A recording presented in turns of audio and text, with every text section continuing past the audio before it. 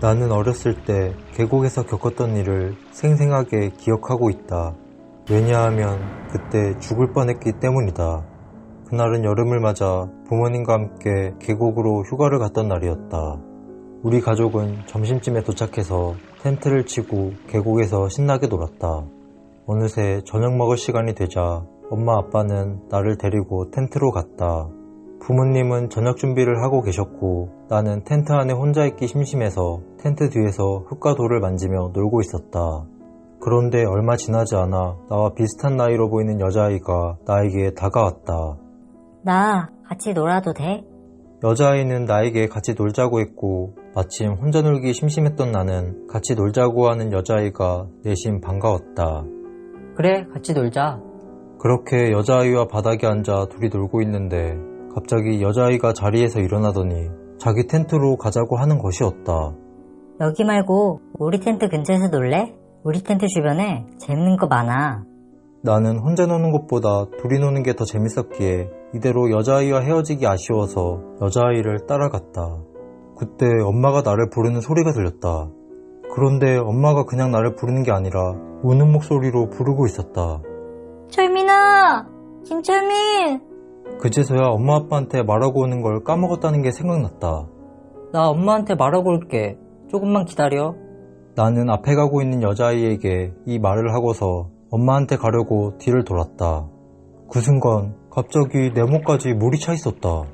방금까지 평지를 걷고 있었는데 내가 물속에 들어가져 있는 상황이 믿기지가 않으면서 매우 당혹스러웠다. 그때 아빠가 나를 발견하셨는지 철민아!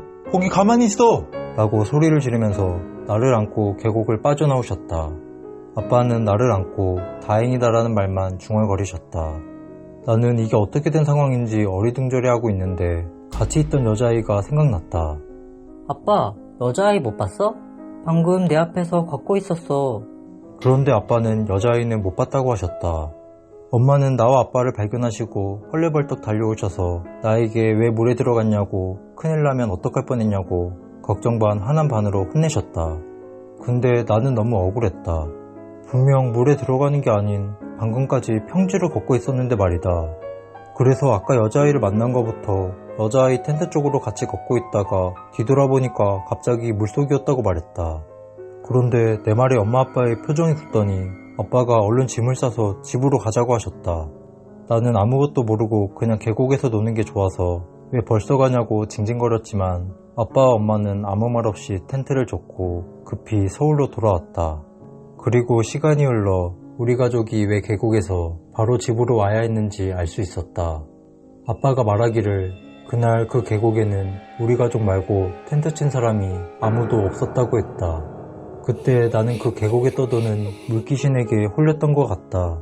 만약 엄마의 목소리를 못 듣고 여자아이를 계속 따라갔더라면 나는 물에 빠져 죽었을지도 모른다. 우리 가족은 이 일이 있으므로 계곡은 절대 가지 않는다. 우리 집 근처에는 저수지가 있다. 지금이야 그 저수지가 관광지로 홍보가 잘 돼서 밤에 가도 가로등도 많고 산책하는 사람도 많지만 내가 어렸을 때에는 그 저수지에 사람도 잘 안 다녔고 가로등도 없어서 밤이 되면 어두컴컴했다. 그날은 내가 중학생이던 어느 추운 겨울밤이었다. 아빠는 저녁을 드시고 소화도 시킬 겸 저수지를 한 바퀴 돌고 오시겠다며 산책을 나가셨다. 그때 아빠는 걷는 걸 좋아하셔서 그 저수지로 산책을 자주 가시곤 했다. 나는 엄마와 둘이 집에 남아 TV를 보고 있었는데 아빠가 평소보다 좀 늦으시는 거였다. 엄마, 아빠 왜 이렇게 안 와? 그러게, 좀 늦으시네. 오다가 친구라도 만나셨나? 엄마와 나는 잠시 아빠 걱정을 하다가 때가 되면 오시겠지라는 생각을 하고 다시 TV로 눈을 돌렸다. 그리고 얼마 지나지 않아서 현관문이 열리는 소리와 함께 아빠가 들어오셨다. 그런데 아빠의 상태가 조금 이상했다. 누구에게 쫓기는 것처럼 황급히 집에 들어오시더니 평소에 잠그지도 않던 보조 잠금 장치까지 걸어서 문을 잠그시는 거였다. 또 아빠의 얼굴은 못 볼 거라도 본 사람처럼 표정이 심각하게 굳어 있었고 옷도 흙이 많이 묻어 지저분해져 있었다. 리오 아빠, 무슨 일 있었어? 엄마가 걱정돼서 아빠에게 물어보자 아빠는 엄마를 데리고 방으로 들어가셨다. 그리고 10분 정도 뒤에 아빠가 방에 나오셔서 나에게 당부하듯 말씀하셨다. 너 절대로 저수지 쪽에 가면 안 돼. 낮에 친구들끼리도 절대 가지 마. 그 당시 저수지에 햇볕이 안 들어 분위기도 칙칙한 데다 인적도 드물고 안 좋은 소문까지 있어서 나는 평소에도 그 저수지에 잘 가지 않았었다. 그래서 아빠에게 왜 그러냐고 물어보지도 않고 그냥 알겠다고 대답했다. 그 뒤로 아빠도 몇 년 동안은 저수지 말고 다른 곳으로 산책을 가셨다. 한참 후에 내가 성인이 되고 저수지에도 사람들이 많아졌을 때 아빠에게 예전 그날에 대해서 물어봤다. 아빠, 그날 기억나? 아빠가 밤에 저수지에 산책 갔다 오고서 나한테 저수지 근처에 가지 말라고 했던 거. 그날 이후로 아빠도 저수지에 잘 안 갔잖아. 그때 무슨 일 있었던 거야? 그러자 아빠가 해주신 얘기는 충격적이었다. 그날 아빠가 저수지 주변을 걷고 있었는데 갑자기 저수지 쪽에서 쿵쿵거리는 소리가 들리는 거야.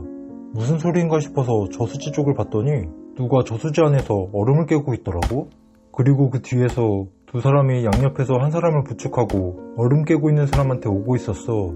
아빠는 그 사람들을 보고 별 의심 없이 얼음 낚시를 하는 사람들인가 보다 했지.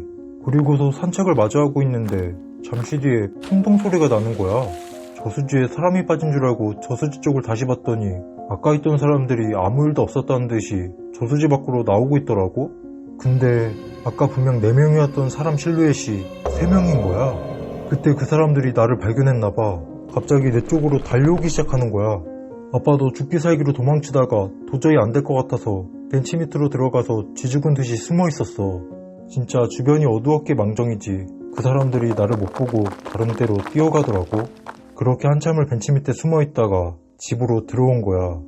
지금도 나는 그 저수지를 볼 때마다 아빠의 얘기가 생각난다. 왜냐하면 옛날부터 동네에 그 저수지에 관해서 안 좋은 소문이 돌았기 때문이다. 봄이 돼서 날이 따뜻해지면 얼어있던 저수지가 녹으면서 시체가 떠오른다고. 왠지 그날 밤 아빠가 저수지에서 본 장면도 시체를 저수지에 유기하던 사람들이 아니었을까라는 생각이 든다. 지금도 많은 사람들이 그 저수지에 놀러 오는데 저수지에 이런 무서운 비밀이 있다는 걸 그 사람들은 모를 것이다. 나에게는 쌍둥이 언니가 있다. 하지만 언니는 나와 성격이 정반대다. 언니는 귀신의 기자를 들어도 기겁을 하지만 나는 무서운 걸 굉장히 좋아한다. 이런 언니와 나에게 쌍둥이끼리 통한다는 걸 느끼게 해준 일이 있었다. 그 당시에는 비디오 대여점에서 비디오를 빌려보던 시절이었다. 그래서 나는 만화책을 빌리러 갔다가 괜찮은 공포영화가 있으면 비디오를 빌려오곤 했다. 그날도 나는 공포영화 비디오를 빌려서 집으로 왔다. 하지만 그날따라 뭔가 이상하게 공포영화를 혼자 보기가 무서웠다. 그래서 언니를 어렵게 꼬신 뒤에 같이 영화를 봤다. 영화가 다 끝나자 언니는 혼자 자기가 무섭다며 나와 같이 자자고 했다. 그렇게 나는 언니 침대에서 같이 잠이 들었는데 정말 생생한 꿈을 꾸었다. 꿈의 배경은 우리 집 거실이었다. 현실과 달랐던 점은 처음 보는 남자가 언니 방문 앞을 지키고 서 있다는 것이었다. 그 남자는 키가 엄청 컸고 아래 위로 검은색 옷을 입고 있었다. 저기요, 누구신데 저희 집에 계세요? 그 남자에게 말을 걸어봤지만 남자는 대답 대신 무서운 표정으로 나를 쳐다봤다. 순간 나는 언니가 걱정돼서 언니 방으로 들어가려고 했다. 역시나 남자는 나를 밖으로 밀쳐내면서 언니 방으로 못 들어가게 막았다. 그때 어디서 그런 용기가 났는지 나는 남자에게 욕설과 주먹질을 하면서 남자를 뿌리치고 언니 방으로 들어가려고 했다. 하지만 남자는 나를 한 번 더 밀쳐내더니 이번에는 언니 방으로 들어가서 방문을 닫고 잠그려 하는 것이었다. 나는 문이 닫히기 전에 문으로 돌진했고 언니 방문을 열려고 남자와 한참 씨름을 했다. 그러다 갑자기 문이 확 열리면서 나는 언니 방 안으로 넘어지고 말았다. 주변을 둘러봤더니 아까 그 남자는 사라지고 없었다. 그런데 침대에서 자고 있는 언니의 다리 쪽에 정말 싸늘하고 창백한 얼굴색에 하얀 소복을 입은 긴 머리의 여자가 보였다. 여자는 나를 발견하고서 나를 죽일 듯이 노려봤다. 나는 여자와 눈이 마주치는 순간 숨이 턱 막히는 느낌이 들면서 잠에서 깼다. 꿈에서 언니를 살리려고 남자에게 욕설과 주먹질을 해서 그런지 실제로 내가 자면서 뒤척이다가 옆에서 자고 있던 언니를 툭 쳤던 것 같다. 그것 때문에 언니도 잠이 섰겠다. 그리고 나와 언니는 서로를 바라보며 거의 동시에 말했다. 나 무서운 꿈 꿨어. 서로 먼저 꿈 얘기를 하려고 하다가 언니가 먼저 꿈 얘기를 했는데 나는 그 얘기를 듣고 소름이 돋았다.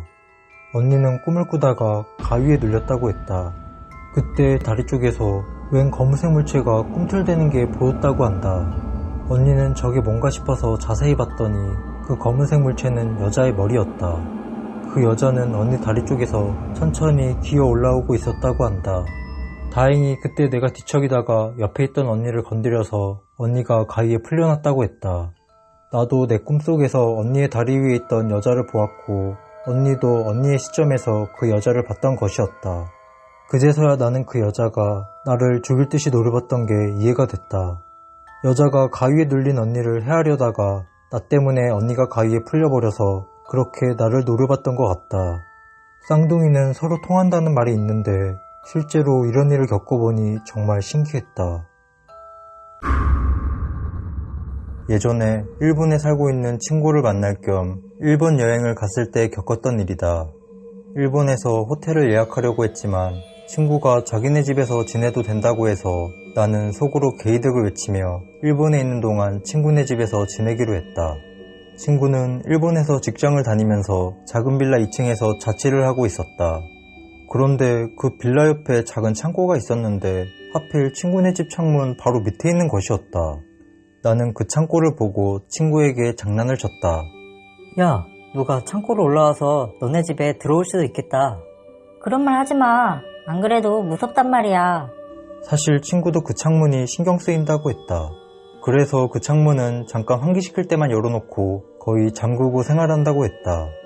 그렇게 나는 친구 집에 도착해 짐을 풀었고 오랜만에 친구도 만났겠다. 그간 서로에게 있었던 일들을 얘기하며 시간을 보냈다. 친구와 신나게 수다를 떨다 보니 어느덧 새벽 1시가 훌쩍 넘어 있었다. 내일부터 여행 일정이 있었기 때문에 나와 친구는 수다를 끝내고 잠자리에 누워 잠이 들었다. 그리고 나는 이상한 꿈을 꿨다. 꿈속에서 잠이 깬 나는 아직 방이 어둡길래 새벽인가 보다 하고 무의식적으로 창문 밖을 보게 됐다. 그런데 창문 밖에 어떤 남자가 서 있는 것이었다. 그 남자는 한 손에 망치를 들고 있었다. 나와 눈이 마주친 남자는 입꼬리를 찢어 올리며 무섭게 웃기 시작했다. 그리고 들고 있던 망치로 창문을 내리치려는 순간 나는 잠에서 깼다. 시간은 아직 새벽이었고 잠든 지 1시간도 안 된 시간이었다. 나는 얼른 일어나서 창문부터 확인했다. 다행히 창문은 깨지거나 그런 거 없이 잘 잠겨 있었다. 아까 친구와 창문에 대해 얘기했던 게 악몽으로 이어진 거라고 생각하고 나는 세상 모르게 자고 있는 친구 옆에서 다시 잠이 들었다. 그리고 다음날이 되었다. 친구에게 꿈 얘기를 할까 하다가 친구가 또 겁먹을 것 같아서 그냥 말하지 않기로 했다. 그렇게 나와 친구는 외출을 했고 그날 나는 친구가 가이드를 해줘서 즐겁고 편하게 여행할 수 있었다. 우리는 신나게 놀고 저녁까지 먹고서 친구 집으로 돌아왔다. 친구는 너무 덥다며 에어컨을 틀자고 했다. 그래서 에어컨 리모컨을 찾고 있는데 친구가 창문 앞에 얼어붙은 채로 서 있는 것이었다. 가만히 있어서 뭐해? 바퀴벌레라도 나왔어? 우리 창문 닫고 나갔지. 나 창문 안 건드렸는데? 근데 왜 열려 있어? 그 말에 나도 놀라서 친구한테 가보니 정말 창문이 열려 있었다. 순간 어젯밤 꿈이 생각나 덜컥 겁이 났다. 나는 친구에게 어젯밤 꿈에 대해 말하면서 집안에 사라진 물건이 있는지 얼른 찾아보라고 말했다. 다행히 사라진 귀중품 같은 건 없었다. 집안이 어질러진 게 없고 사라진 물건도 없는 거 보면 창문을 열고 나갔던 게 아닐까? 라는 생각이 들려던 찰나 창문을 유심히 보고 있던 친구가 나를 다급히 불렀다. 야, 일로 와봐. 친구가 가리킨 곳은 먼지가 쌓여있는 바깥 창문 틀이었는데 그곳에 정체 모를 누군가의 손가락 자국이 찍혀 있었다. 친구는 곧장 경찰을 불렀지만 창문 틀에 찍혀있는 손가락 자국만으로 범인을 잡기는 쉽지 않았다. 그렇게 나는 일본에 좀 더 있다가 불편하고 찝찝한 마음을 안고 한국으로 돌아왔다. 그리고 며칠 뒤에 친구에게서 전화가 왔다. 친구는 이번 일을 빌미로 집주인에게 말하고서 새로운 집으로 이사를 해 잘 지내고 있다고 했다. 나는 친구가 잘 지낸다는 말에 안심을 했는데 그 다음 친구가 건넨 말에 심장이 내려앉는 기분을 느꼈다. 너가 그때 꿨다는 꿈 있잖아. 그거 꿈이 아니라 잠결에 너가 그 남자 본 거 아니야? 중학교 3학년이 끝나갈 무렵 나는 친구들에게 고등학교 입학하기 전에 추억을 만들기 위해 파자마 파티를 하자고 했다. 하지만 아무리 친구 집이라도 외박을 하는 거다 보니 부모님 허락을 받지 못한 친구들이 생겼다. 그래서 부모님 허락을 받은 친구 2명과 날짜는 정확히 정하지 않고 졸업하기 전에 우리 집에서 모이자고 했다. 그 친구 2명을 편의상 A와 B라고 하겠다. 시간이 흘러 중학교에서의 마지막 시험이 끝나던 날 나는 A와 B에게 오늘 파자마 파티를 하자고 했다. 오늘 우리 집에서 파자마 파티 할래? 난 좋아. B는? 오늘? 집에 가서 엄마한테 다시 물어보고 알려줄게. 그럼 집에 가서 물어보고 연락 줘. B가 된다고 하면 저녁에 우리 집에서 모이자. 그렇게 친구들과 헤어지고 집에 도착해 B의 연락을 기다리고 있는데 시간이 꽤 지났는데도 B에게서 연락이 오지 않길래 결국 내가 B의 핸드폰으로 전화를 걸었다. 하지만 B는 뭘 하고 있는지 전화를 받지 않았다. 그래서 이번에는 B의 집으로 전화를 했다. 그랬더니 어떤 남자분이 전화를 받으셨다. 여보세요. 안녕하세요. B네 집 맞나요? 저는 B 친구 김인경이라고 해요. 맞는데. 나는 당연히 전화를 받은 남자분이 B의 아버지라고 생각했다. 혹시 B 지금 집에 있나요? 잠깐만. B의 아버지는 짧게 대답하시고 B를 바꿔주셨다. 여보세요.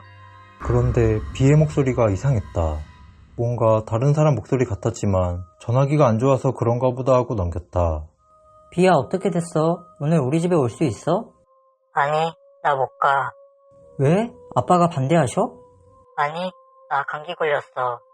아까까지 멀쩡하던 애가 감기에 걸렸다길래 뭔가 이상했지만 순간 전화 목소리가 이상했던 게 감기 때문이라는 생각이 들었다. 알겠어.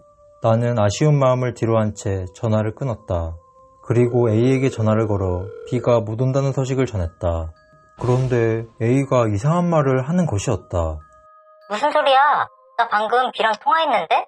5시에 만나서 너네 집에 같이 가기로 했어.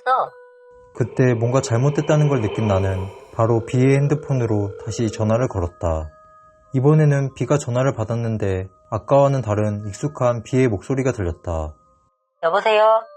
야, 방금 나랑 통화했을 때 감기 걸려서 못 온다며. 나 너랑 통화한 적 없는데? 아까 네가 전화했을 때 엄마 심부름 갔다 오느라 못 받았어. 아니 핸드폰 말고 집 전화로. 너네 아빠가 너 바꿔줬잖아. 엥? 무슨 말이야? 우리 아빠 지금 집에 없어. 그리고 집 전화로 너랑 얘기한 적도 없는데? 그 말에 소름이 쫙 돋으면서 멘붕이 왔다. B와 전화를 끊고 통화 내역을 다시 확인해 보니까 내가 B의 집 전화번호 하나를 실수로 다른 번호로 입력한 것이었다. 근데 아무리 내가 전화를 잘못 걸었어도 모르는 사람이 아무렇지 않게 내 친구인 척을 했다는 게 너무 소름 끼쳤다. 그래서 A와 B가 우리 집에 왔을 때 그 집으로 다시 전화를 걸어봤다. 그런데 지금 가신 전화는 없는 번호입니다. 다시 확인하신 후 걸어주시기 바랍니다. 그때 나는 누구와 전화 통화를 했던 걸까?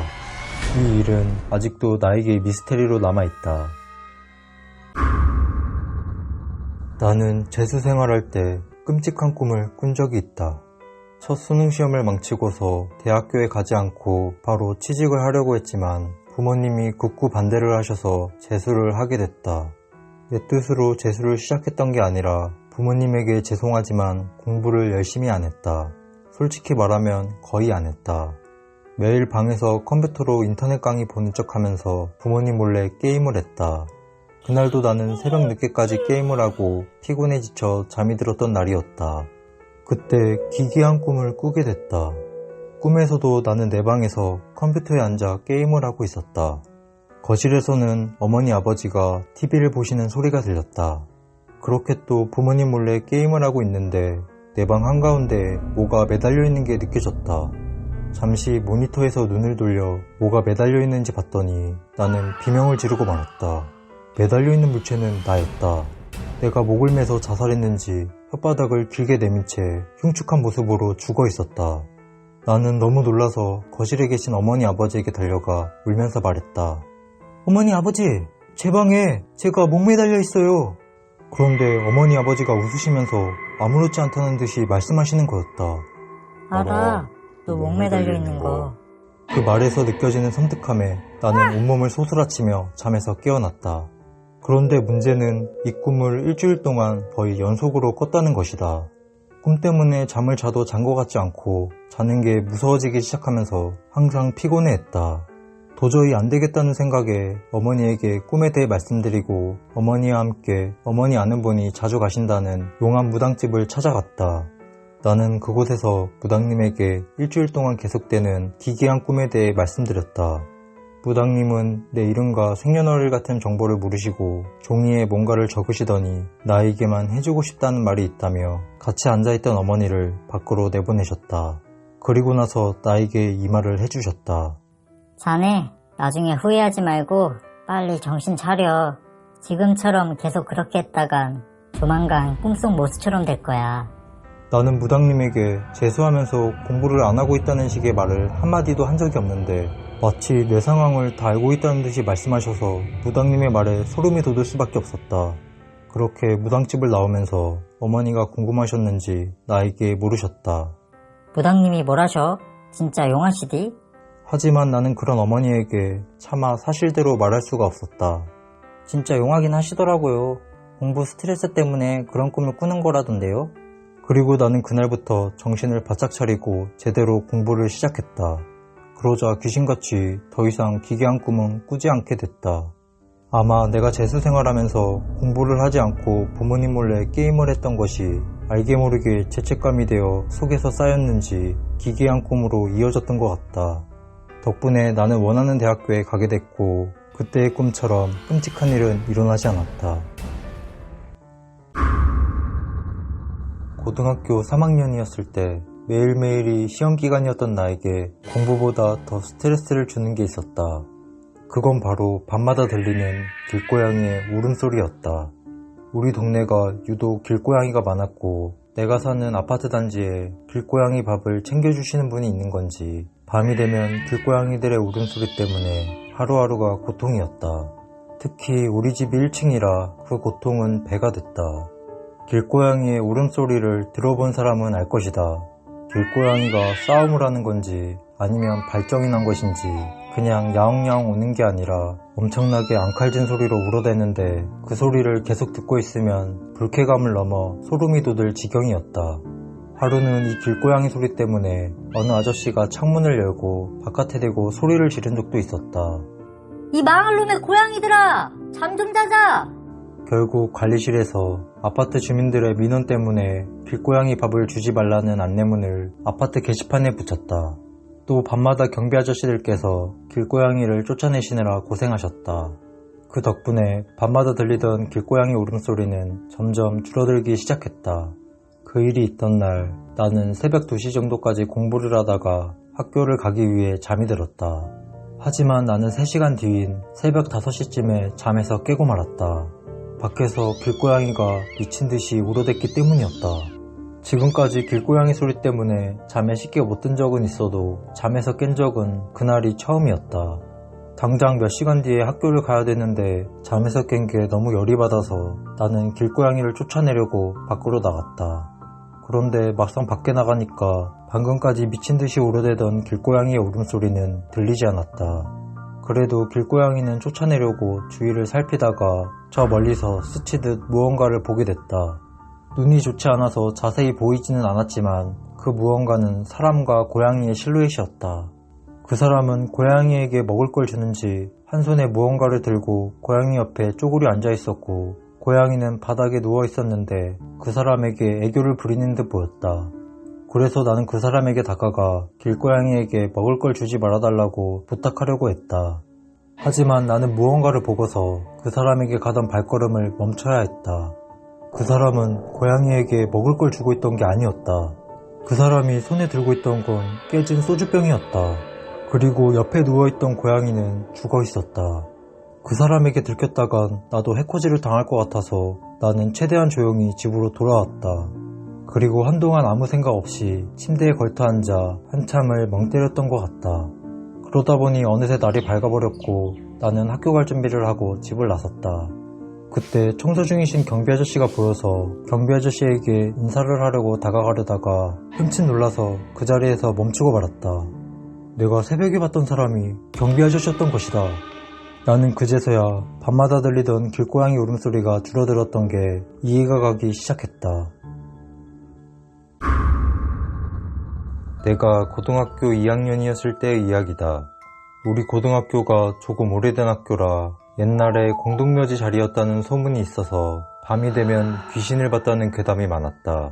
그중 특히 급식실에서 귀신을 봤다는 괴담이 많았다.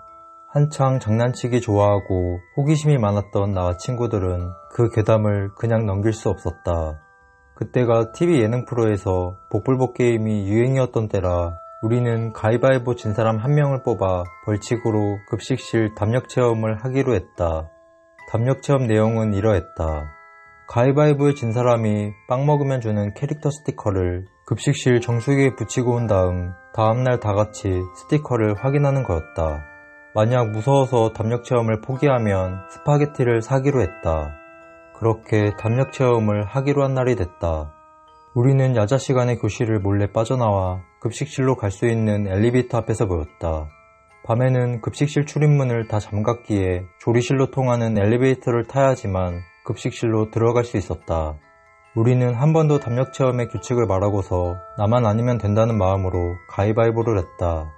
그런데 내가 가위바위보에서 져버렸다. 겉으로 별로 안 무서운 척했지만 사실 나는 엄청 무서웠다. 그렇게 우리는 다 같이 엘리베이터를 타고 급식실로 내려갔다. 엘리베이터 문이 열리자 불이 다 꺼져 있는 어두운 급식실이 내 눈앞에 펼쳐졌다. 나머지 친구들은 내가 올 때까지 엘리베이터를 잡아주기로 하고 나 혼자 스티커를 붙이기 위해 엘리베이터에서 내렸다.